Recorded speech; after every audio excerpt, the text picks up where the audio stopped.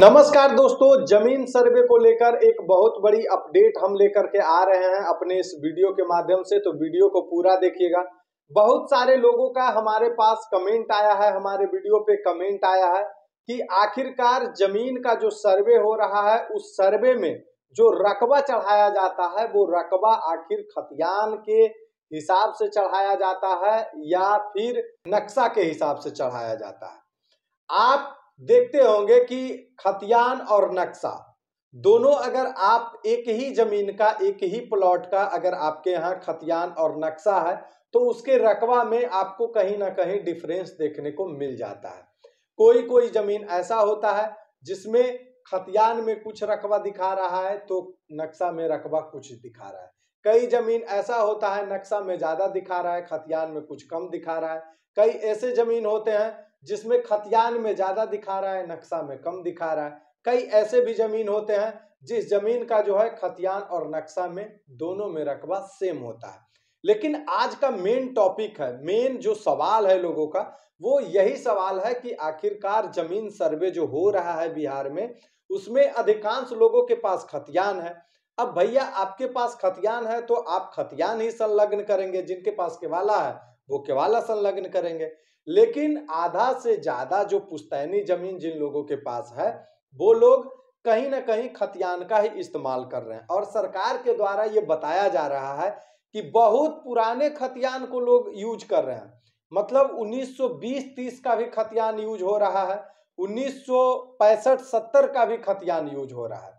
और जो भी खतियान है वो सारे लोग जो है पुराना खतियान ही निकाल करके लगा रहे हैं। जिसमें राजस्व विभाग का ये कहना है कि जो पुराना खतियान है उसमें जो है बड़ी परेशानी हो रही है, क्योंकि खतियान बहुत पुराना है। उसके बाद लोगों के जो है परिवार के कई हिस्से में बंट चुके हैं लोगों के परिवार, और उस स्थिति में लोगों का जमीन का जो ब्यौरा है वो सही से नहीं सामने आ रहा है। हालांकि जब किसान लोग जो है अपने खतियान के साथ जब वंशावली संलग्न करके देते हैं और प्लॉट बाय प्लॉट जब डिटेल प्रपत्र 2 में दिया जाता है तो स्पष्ट हो जाता है कि कोई दिक्कत है नहीं।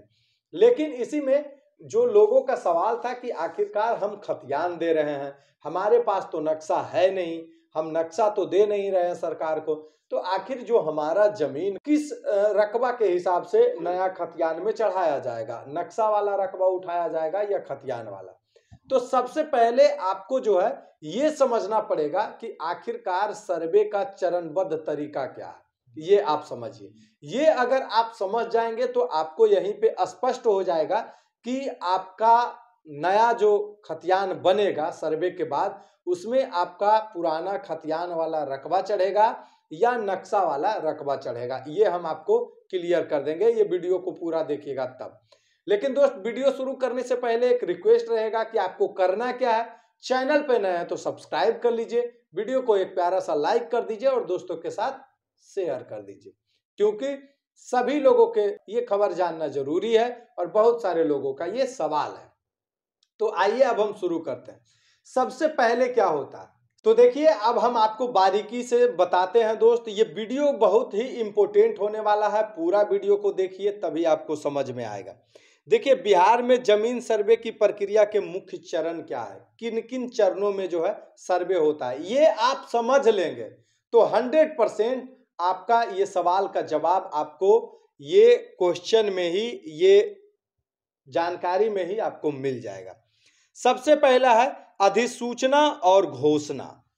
अधिसूचना और घोषणा क्या होता है दोस्त?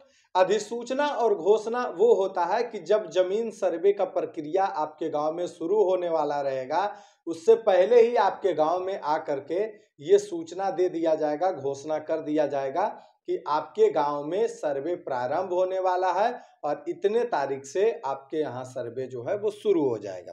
दूसरा जो है रैयतों द्वारा अपनी जमीन का ब्यौरा प्रपत्र 2 में देना।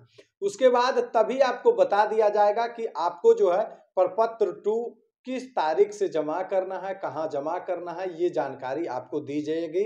वो दूसरी चरण होती है। तीसरा चरण है अमीन द्वारा पहले के खतियान का सार तैयार करना। अब आप समझिए, अमीन द्वारा जो है खतियान का सार तैयार किया जाता है। कब का खतियान? पहले का खतियान, जो खतियान आप देते हैं उसके बाद क्या बताया जा रहा है, नक्शा या मानचित्र बनाना। अहम खबर क्या है, नक्शा या मानचित्र बनाना। नक्शा और मानचित्र बनाने का काम जो है वो किया जाता है। और वो कैसे किया जाता है, नक्शा तो सरकार के पास ऑटोमेटिक अवेलेबल है, तो नक्शा सरकार का आ जाता है और उसी नक्शा के हिसाब से जो है वो नक्शा बनाया जाता है। अब आप बोलेंगे कि नक्शा रहता ही है सरकार के पास, तो नक्शा फिर लोग क्यों बनाते हैं?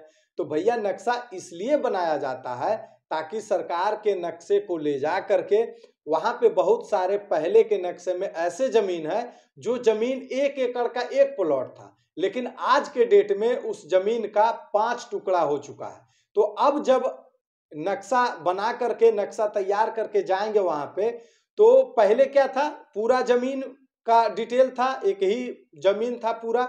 अब क्या हो गया, 5 भाग में डिवाइडेड हो गया। तो पहले तो उसका खेसरा नंबर एक ही था, खेसरा नंबर एक ही था, लेकिन अब क्या होगा, जब उसमें 5 टुकड़ा हो गया तो अब उस जमीन का जो है 5 खेसरा नंबर बन जाएगा। और वो जमीन का जो है वहीं पे जो नक्शा तैयार करने वाले लोग रहेंगे वो डिवाइडेड कर देंगे कि कैसे कैसे क्या नक्शा है, क्या आड़मेड़ है, वो हिसाब से वो लोग नया नक्शा बना लेते हैं। तो और उसके बाद 5वां क्या है, नक्शा या मानचित्र के आधार पर जमीन का स्वामित्व तय करना और उसकी पुष्टि करना। 5वां जो है वो आप समझ जाइए क्या कह रहा है, नक्शा या मानचित्र के आधार पर जमीन का स्वामित्व तय करना और उसकी पुष्टि करना। मतलब ये बताया जा रहा है कि नक्शा के ही हिसाब से आपके जमीन का जो है वो स्वामित्व जो है वो तय किया जाता है, आपके जमीन की पुष्टि की जाती है। इसका मतलब दोस्त इसमें स्पष्ट हो जाता है कि आपका जमीन का जो रकबा चढ़ेगा, वो जो नक्शा पे रकबा दिखा रहा है वही नक्शा आपके नए वाले खतियान में चढ़ने वाले हैं। अगर कोई ऐसा जमीन है जिसमें आपका नक्शा में रकबा कम है, खतियान में रकबा ज्यादा है, तो अब उस जमीन का जो नया खतियान बन के आएगा वो नक्शा वाला ही रकबा के हिसाब से बनेगा, खतियान का रकबा नहीं चढ़ेगा। अब हम आपको इस वीडियो में ये भी बता देते हैं कि सरकार के द्वारा जो है जमीन सर्वे के लिए जरूरी दस्तावेज क्या क्या रखे गए हैं। जब आपको हम सारा सत्र ही बता रहे हैं तो ये भी आप समझ लीजिए। देखिए, सबसे पहला जो बताया जा रहा है, जमीन की रजिस्ट्री, जमीन से जुड़ी जमाबंदी की रजिस्ट्री, खरीद फरोख्त से जुड़े सभी दस्तावेज, खतियान की नकल, जमीन का नक्शा, मृत जमाबंदी रैयत की मृत्यु तिथि और मृत्यु प्रमाण पत्र की छाया प्रति, वंशावली, आधार कार्ड, लगान रसीद। लेकिन ये जो डाटा है ये उस टाइम का है जिस टाइम जमीन सर्वे की शुरुआत हुई थी, लेकिन अब जो है जमीन सर्वे में बहुत कम डॉक्यूमेंट देने पे आपका जमीन का सर्वे हो जाता है। जमीन सर्वे नया अपडेट 2025 में राजस्व विभाग के द्वारा ये कहा गया है कि जिन लोगों का ऑनलाइन रसीद कट रहा है उनको रसीद के अलावा कोई भी कागज देने की जरूरत नहीं है। जिनके पास खतियान है वो सिर्फ खतियान और वंशावली लगा करके दे देंगे। वंशावली लगा करके देना इसलिए खतियान वालों को जरूरी है क्योंकि जिनके पास भी जमीन का खतियान है वो खतियान उनके पूर्वजों के नाम पे है और वहां से जो है बहुत सारे परिवार जो है वो अलग हो चुके हैं। तो इसलिए सरकार का कहना है कि आप अपने सही जमीन का स्वामित्व तय करने के लिए आपको, अगर आप खतियान दे रहे हैं साक्ष्य के रूप में, तो आपको वंशावली देना जरूरी है। बाकी जिनका जो है रजिस्ट्री किया हुआ है, खरीद बिक्री वाला जमीन है, उनको सिर्फ केवाला देने से उनका काम हो जाएगा। कोई जरूरी नहीं है कि आपका जमीन दाखिल खारिज हुआ है कि नहीं हुआ है, उस जमीन का रसीद कट रहा है कि नहीं कट रहा है, कहीं कोई इशू नहीं है। आपके पास केवाला है तो आप आसानी से दे दीजिए।